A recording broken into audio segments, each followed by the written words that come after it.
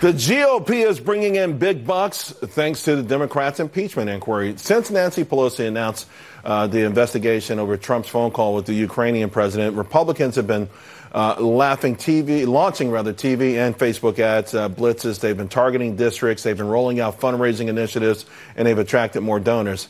Here we are now to discuss. Fox News contributor Deneen Borelli, Democratic strategist Kevin Walling is with us as well. Deneen, I'm looking at this piece today on top spenders on Facebook impeachment ads. Donald Trump. I mean, okay. Shocker. What's going on? I mean, and by far, by the way, $718,000. The second place is $92,000. Have they turned this thing around? Trump is like saying, hey, this is working for me. Yeah, it is working for the president and for his supporters.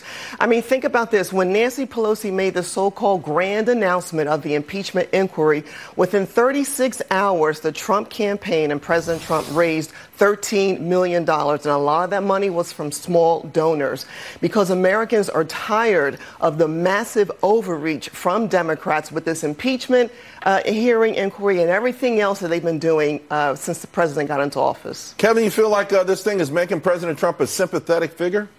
Yeah, I mean, I'm completely envious in terms of the energy and the interest in terms of supporting the president. $150 million last quarter. That should be a wake-up call to the DNC, to Democratic candidates on our side. He has taken impeachment and made it into something he couldn't with his university or his airlines, into something really successful, not just in terms of fundraising, but in terms of the money that he's spending on acquisition and that low-dollar fundraising. Ah, man, my man with the good backhanded compliment there. Hey, speaking of backhanded compliments, there's a renewed fight perhaps going on between Trump and Hillary Clinton. They traded shots over Twitter over 2020. Let me get your thoughts on that, Kevin. Hillary saying, don't tip me, I might come back into this thing.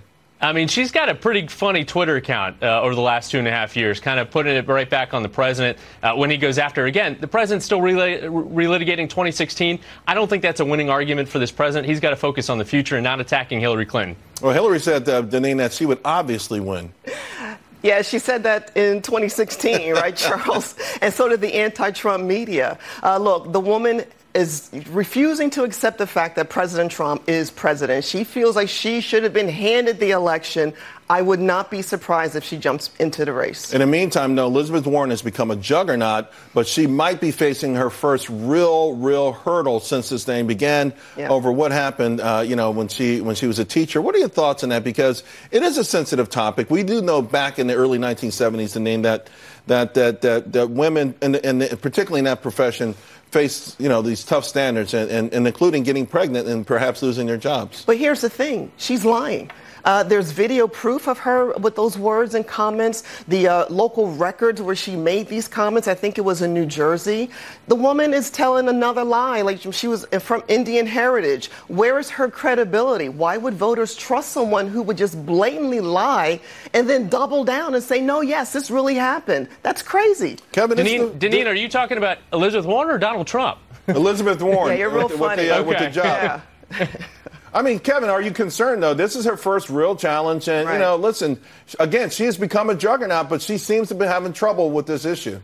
Well, I think Elizabeth Warren right now is realizing the lesson. We've talked about this before, Charles. When you're on top, all the arrows come her way. Now, I will know she released a video, I think, this morning addressing that was pretty compelling. And I'll let that speak for herself. She should defend her record and her capabilities. A lie is a lie. I know you came on and you intended to be funny, and you have been, but I'm not sure you meant to say that arrows are going Elizabeth Warren's way. I'm not sure you meant that one. I did not mean that one. Kevin, Deneen, thank you both very much. Okay. I appreciate it. Thanks, Charles. All right. Hey, of course.